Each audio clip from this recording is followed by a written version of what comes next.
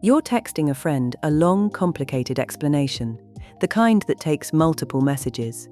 You send 3 in quick succession, then 2 more before they've had a chance to reply, then a 6th. Your phone shows delivered on all of them, then silence.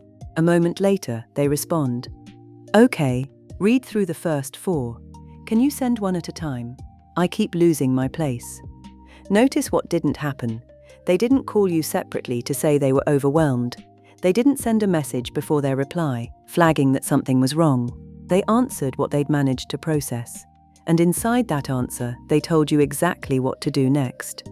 The acknowledgment of what they received was the instruction for what should come next. That, in the most ordinary form it takes, is receiver backpressure. And what makes it work, in texting and in TCP, is that the signal requires no separate effort. It travels with the reply that was already going to be sent. In TCP, the receiver is always sending acknowledgments. That's normal operation. Every chunk of data that arrives successfully gets confirmed. The sender needs those confirmations to know its data reached the other end. The acknowledgment traffic is already there, flowing back in the opposite direction, whether or not there's anything about flow control to communicate. What backpressure does is put a number into those acknowledgments, a number the receiver calculates and the sender reads. Not a separate message, not a dedicated control channel, a field in the AEC that was already going to be sent, carrying a value that describes how much buffer space the receiver has available right now. Here is what that means before the details. The backpressure signal is free. It costs nothing extra to send because the acknowledgement was going out regardless.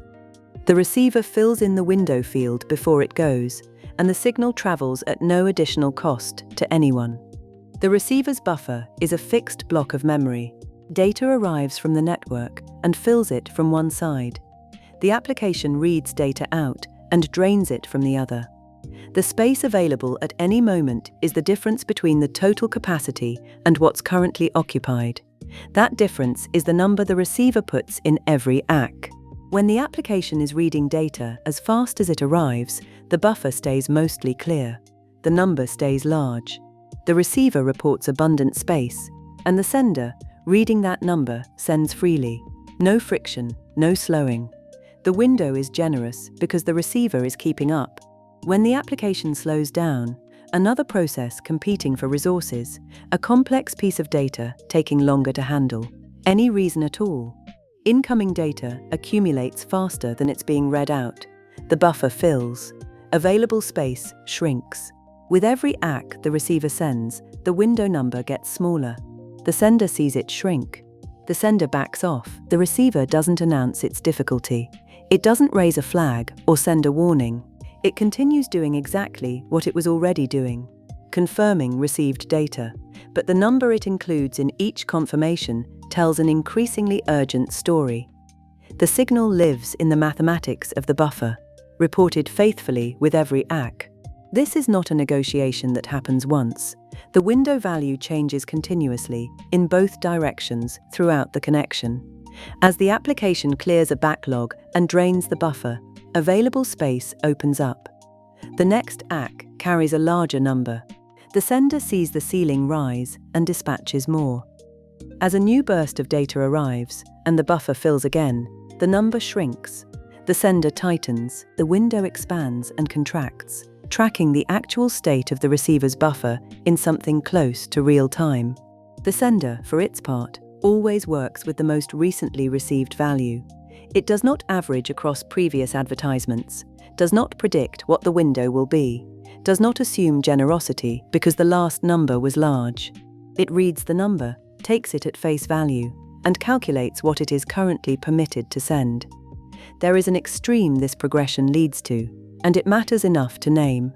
If the application stops reading entirely, or falls so far behind that the buffer fills completely, the receiver has no space left to offer.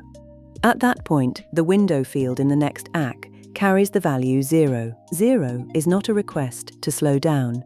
0 is a full stop. The sender, receiving a window of 0, cannot send any further data. It holds everything it has queued and waits. The connection is still open. Nothing has broken, but the flow has stopped entirely. What happens next? How either side knows when it's safe to resume is its own mechanism with its own failure modes. For now, what matters is that the signal for a complete stop is structurally identical to the signal for any other reduction, a number in the window field of a returning ACK. 0 is the far end of the same scale.